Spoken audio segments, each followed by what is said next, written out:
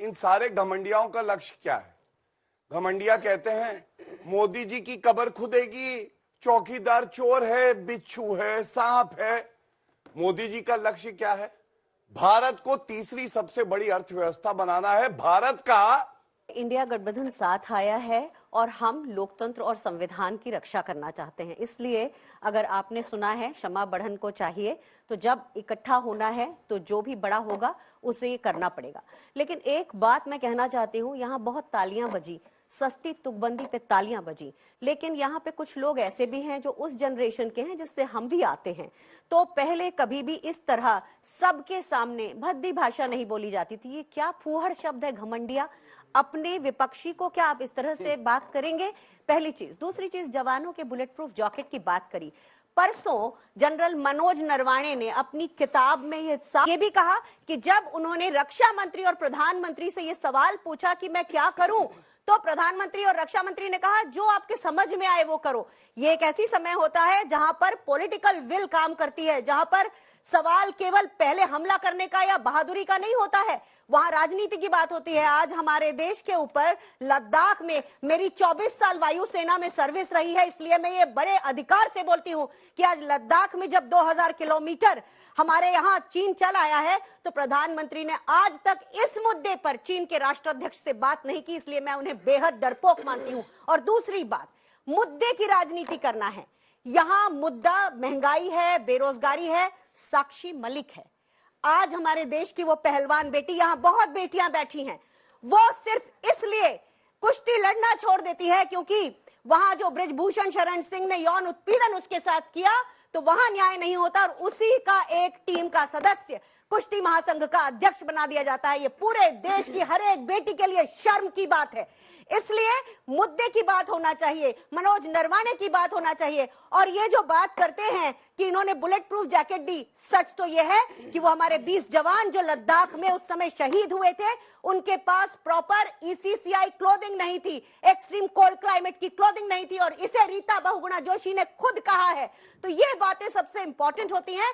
लोगों को आप एक समय तक व्हाट्सएप पे ठेल ठेल कर, क्योंकि 7.5 घंटे ऐसा एक स्टडी में आया है, एवरेज एक युवा इंस्टाग्राम और फेसबुक पे लगा रहता है, तो उसी पर गलत बातें ठेल ठेल कर उनको अगर भ्रमित करते रहेंगे तो ये देश जो एक लोकतंत्र है, इसलिए देश के लोकतंत्र को खतरा होता है इन सब बातों से। गौरव जी, छोटा सा देखिए,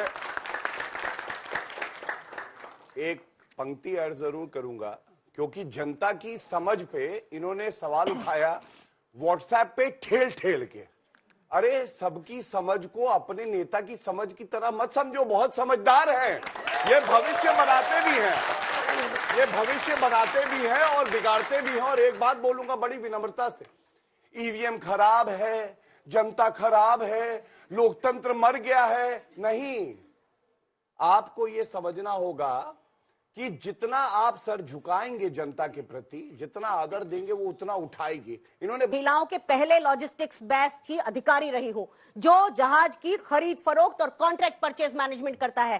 कांग्रेस की सरकारों ने देश में 3000 जहाज खरीदे और राफेल की आखिरी टेंडरिंग भी कांग्रेस की सरकार के समय 2007 में हुई थी। एचएएल के साथ एक मुद्दा था जिसके कारण ये कॉन्ट्रैक्ट उस समय नहीं हो पाया। 36 जहाज खरीदकर ये लोग देश के लोगों को झूठ बोलते हैं कि हमने सेना को मजबूत बनाया। हमारी वायुसेना विश्व की चौथी सबसे बड़ी वायुसेना 2000 के दशक में रही है। तो एक ये झूठ है, दूसरा ओआरओपी का झूठ। मैंने आपको बताया कि मैं खुद उसकी बेनिफिशियरी नहीं हूं। और एक बात, ओआरओपी में जो लोग सत्याग्रह कर रहे थे जंतर मंतर पे, उनको पहली बार बीजेपी की सरकार ने घसीटा, मारा, पुलिस में लेकर गए, वहां औरतें भी थी। गूगल करिए, आपको सच्चाई मिलेगी। सिर्फ ताली बजाने के लिए कोई चीज मत सुनिए, कम से कम सच जानने के लिए भी ये। और सेना के नाम पे ये राजनीति करते हैं, सेना के नाम पे वोट बटोरते हैं। आप लोग बताइए, G20 का जिस दिन आखिरी दिन था, उस दिन प्रधानमंत्री अपना सम्मान करा रहे थे, उसके 2 दिन पहले शहीद हुए थे, क्या उनके लिए 2 मिनट का मौन रखा गया? बार बार ऐसा होता है, हमारे शहीद होते हैं, लेकिन प्रधानमंत्री उनके नाम पे केवल वोट बटोरते हैं। ये आपको दिल से बता रही हूं, समझना चाहिए। एक लाइन है तो एक प्रश्न है। सारी कांग्रेस की सरकारों ने इतना लिया, ये छोड़िए 2004 से 2014 तक 42 स्क्वाड्रन थे, 33 पे क्यों आ गए? कितने विमान आए बताइए? चलिए, इंडिया अलायंस में इतने टकराव के बाद जनता कैसे विश्वास करेगी कि आपकी सरकार बनने के बाद उसमें कोई अनबन नहीं होगी और वो सरकार चलेगी? आपको कहाँ पर टकराव दिख रही है? टकराव कहाँ पर? आपसे टकराव, आप एक अपना नेता नहीं चुन पा रहे हैं सारे मिलके, उसी में आप में इतनी लड़ाइयाँ हो रही है, तो जनता कैसे भरोसा करेगी? और मेरा सवाल गौरव जी से भी है। गौरव जी, प्रधानमंत्री जी कहते रहते हैं कि हमारी बेटियां, तो बृजभूषण शरण सिंह के जिसके ऊपर इतने क्रिमिनल केसेस है, उसके टाइम पे उन्होंने उनकी बेटियों की बात क्यों नहीं सुनी? और आज उसी का साथी संजय सिंह कैसे बन गया है अध्यक्ष? लेकिन आप पहले जवाब दीजिए उसके प्रश्न। मेरा जवाब ये है, आपने बोला कि हमारे बीच में एका नहीं है। लोकतंत्र जो होता है उसमें राजा नहीं होता और आप प्रजा नहीं हैं। आप अलग अलग नागरिक हैं। आपके घर में भी सबके विचार नहीं मिलते। घर में भी परिवार के सारे लोग रहते हैं, मम्मी पापा भी लड़ते हैं, बच्चे भाई बहन भी लड़ते हैं। तो उसी तरह से इंडिया अलायंस एक रियल लोकतंत्र की बात है। और मुझे तो आज ये लग रहा है, बच्चों को भी देखकर, कि महसूस यूं होता है ये दौरे तबाही है, पत्थर की अदालत में शीशे की गवाही है। तो कांग्रेस अध्यक्ष जी से है, मैम से है। सीधा खड़गे जी से पूछ रहे हैं या मैडम से पूछ रहे हैं? मैम से मेरा प्रश्न है। मैम, महागठबंधन में जब भी पीएम फेस की बात आती है, नीतीश जी का नाम आता है तो ममता बनर्जी नाराज हो जाती है, अभी खड़गे जी का नाम चल रहा है तो बाकी पार्टियां नाराज हैं। पिछले 15 सालों में ऐसा क्या हुआ कि कांग्रेस को दूसरों के भरोसे रहना पड़ रहा है? और क्या कांग्रेस इस गठबंधन को चला पाएगी? जो नियति है वो तो सबको दिख रही है। जो कांग्रेस के साथ हुआ वो आपको भी दिख रहा है, हमको भी दिख रहा है। लेकिन सबसे बड़ी बात यह है, देखिए, जो सबसे बड़ी बात यह है कि इस समय जो गठबंधन के लोग एक विचारधारा के लोग हैं, जो संविधान को बचाना चाहते हैं, जो लोकतंत्र को लाना चाहते हैं, ये एक लोकतंत्र का तरीका है कि आप शुरू से ही कोई अपना प्रतिनिधि नहीं चुनते। यही असली लोकतंत्र है। कांग्रेस हमेशा अपने अध्यक्ष का चुनाव करती रही है।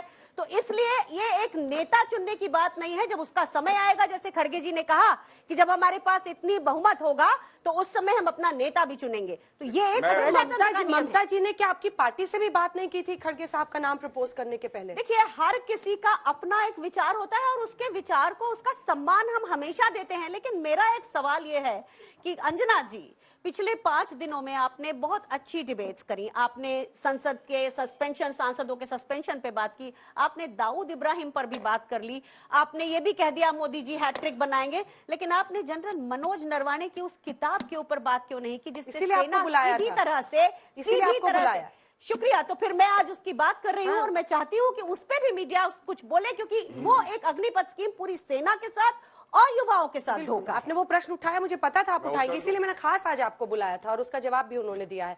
अब आप जवाब दीजिए। वो कह रहे हैं कि मोदी जी की गारंटी जिस पर आप चुनाव पर चुनाव जीत रहे हैं वो तो ठीक है, लेकिन एक गारंटी सस्पेंशन की भी है अगर आप विपक्ष के सांसद हैं।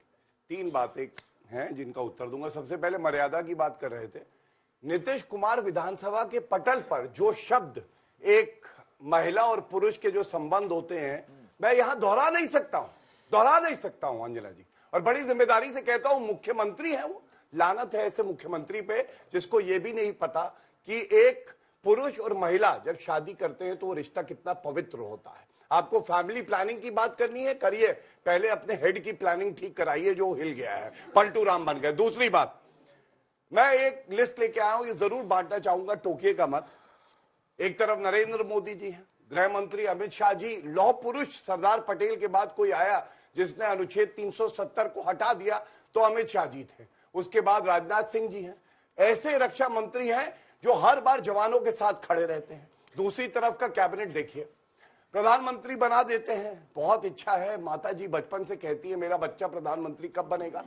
लेकिन प्रधानमंत्री वो उस लोकतंत्र का बनेगा जो लोकतंत्र मर चुका है, राहुल गांधी। उसके बाद होम मिनिस्टर कौन होगा? अरे महबूबा मुफ्ती, तिरंगे को कांधा देने वाला कोई नहीं होगा। अगर अनुच्छेद 370 ही चला जा रहा है, मैं जानता था। अब आप अगर सभ्यता से ये नहीं दे क्या गलत बोला मैंने, आप बताइए क्या गलत बोला? गलत क्या बोला? आज मैं रोक देता हूँ अपनी लिस्ट। ये वही महबूबा जी हैं जिनके साथ आपने सरकार बनाई थी। इतना घटिया। अरे इधर देखिए ना, इधर गौरव जी इधर देखिए, आपने उन्हीं महबूबा जी के साथ मिलकर सरकार बनाई। हमने, चलिए मैं कहता हूं गलती थी हमारी, और मैंने ये बोला है कई तमाम प्रवक्ताओं ने, वरिष्ठ नेताओं ने। बात ये नहीं है, मैं अपनी बात पूरी करना चाहूंगा और बीच में टोका ना जाए। जल्दी से पूरा कीजिए। होम मिनिस्टर कौन है? होम मिनिस्टर वो महबूबा मुफ्ती हैं जो कहती है कि तिरंगे को कांधा देने वाला नहीं होगा। अच्छा, उसके बाद डिफेंस मिनिस्टर कौन है? फारूक अब्दुल्ला, जो कहते हैं कि चीन के आगे बीन बजानी है, चीन से बात करो। अब देखिए ये हालत देखिए खराब हो रही है। बच्चों आप सुनना चाहते हो, कैबिनेट सुनना चाहते हो? ये देखिए पूरा कीजिए। चौथा, हाँ, फाइनेंस मिनिस्टर कौन होगा बच्चों? अरे कौन होगा? अखिलेश यादव तय करेंगे क्या? आप तय करेंगे क्या? यहाँ चुनाव आपको किसने दिया इजाजत कि आप तय करेंगे? मैं नहीं चाहता पार्टियों का दर्द हो, मैं कैबिनेट रोक देता हूँ। खत्म होने का टाइम आ गया, प्लीज। कैबिनेट और मैं जवाब लूंगी आपसे। मैं तीसरी बार पेश कर दूंगा। तीसरी बात ये हो नहीं रहा। ठीक है, वो लास्ट क्वेश्चन। आपने एक बात कही सस्पेंशन की गारंटी पे, मैंने लिखा, याददाश्त बहुत तेज है मेरी, हाँ, वो तो राहुल गांधी की तरह नहीं है। आप बच्चों ये बताओ, ऑब्सेशन है आपको बच्चों राहुल ये गांधी से? बताओ, कितना डर लगता है, कितना ऑब्सेशन है आपको राहुल गांधी जैसे से? आपको मोदी जी से है ना, कोई वैसे ही obsession नहीं है। हाँ, कोई obsession वैसे ही है। नहीं है। सुनिए, शायद मोदी जी को लार्जर अब देन मैं लाइफ आप बताता बना रहे हूँ। हैं। सुनिए, गंभीरता से बात करूंगा। सुनिए, मतलब अभी तक पार्लियामेंट नहीं जो कर है रहे थे। लोकतंत्र का मंदिर है। करोड़ों युवा ऐसे हैं जो चाहते हैं कि हम सांसद बने, भारत की सेवा करें।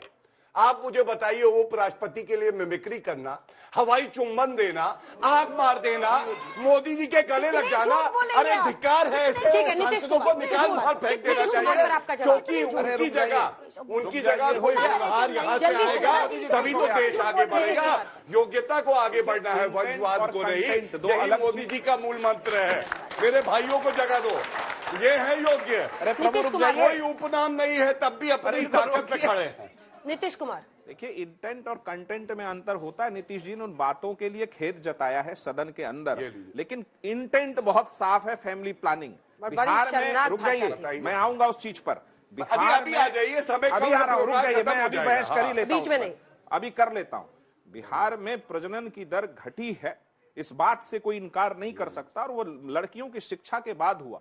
उन्होंने एक बात पार्लियामेंट में कही थी, बिहार के सदन में कही थी, माफी चाहता हूं, उसके लिए उन्होंने स्वयं माफी मांगी है, उन शब्दों को हटाया है और खेद जताया। ये बात यहां पर समाप्त हो जाती है। इस पर बार बार में कि आप कहिएगा उनका, अरे नीतीश कुमार की बराबरी ना 30 जन्म ले लीजिएगा ना, महिला कल्याण में नहीं कर पाइएगा, महिला कल्याण में नहीं कर पाइएगा। देश में पहली बार पंचायत में लड़कियों को आरक्षण देकर, आखिरी के दो सवाल है, आखिरी के दो उच्च शिक्षा में आरक्षण देकर भेजा, आपने नहीं दिया है। सवाल है आप सभी पार्टियों से, ठीक है?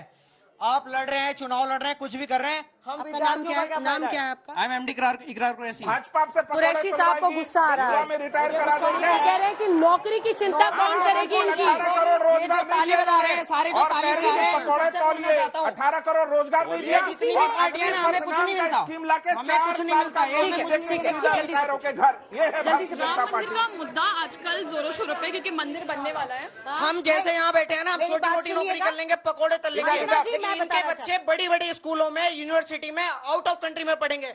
हम सबका क्या होगा? मेरा प्रश्न राम मंदिर के ऊपर है, हिंदुत्व के ऊपर है। राम मंदिर जैसे बनने वाला है और वो बीजेपी ने बनवाया है या जिसने भी किया है, वो बात नहीं है। बात ये है कि आपकी अलायंस में कई सारे ऐसे नेता हैं जिन्होंने पास्ट में हिंदुत्व के बारे में बहुत कुछ कहा है। कोई इसको आतंकवाद बोलता है, तो कोई बोलता है ब्राह्मणवादियों को खत्म करना है। तो आपके शासनकाल में हिंदुओं की सुरक्षा क्या है? चलिए, शो के जरिए हमारी कोशिश होती है कि बच्चों के मुद्दे भी आए, उनके मन में क्या चल रहा है, ये आप लोगों के लिए भी एक झांकी है। वो हिंदुत्व पर पूछ रही थी, एमके स्टालिन, सर्वधर्म संभाव ही इस देश का रास्ता है, सर्वधर्म टकराव इस देश का रास्ता नहीं है। हम सभी धर्मों का सम्मान करते हैं और करते रहेंगे, और भाषा की मर्यादा हर नेता को बिल्कुल रहेगी, हर सदन में, बिल्कुल, चाहे वो विधानसभा, विधान परिषद हो, हर जगह सहमत हैं संयमित भाषा के साथ। इसी के साथ तालियों के साथ आप सभी का बहुत बहुत धन्यवाद हमारे साथ हल्ला बोल में शामिल होने के लिए। देश दुनिया की बाकी खबरों के लिए आप देखते रहिए आज तक।